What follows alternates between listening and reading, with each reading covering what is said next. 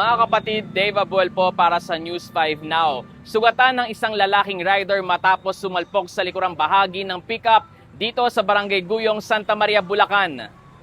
Sa kuha ng CCTV, kitang binabaybay ng pickup na yan ang Santa Maria Road gabi nitong linggo. Kasunod ng pickup ang isang nakamotorsiklo na bigla na lang bumangga sa likod ng sasakyan. Rinig pa sa kuha ng CCTV ang tindi ng pagsalpok ng rider. Natumba ang rider pati ang motorsiklo nito. Nagtulong-tulong ang ilan para iangat ang motor. Isang ambulansya naman ang dumating na nagdala sa rider sa ospital. Ayon sa pulis, nagkaaregluhan naman ang dalawang panig. Bukod sa gastos sa pagpapagawa ng nabanggang sasakyan, problema rin ngayon ng rider ang pagpapagamot sa ospital.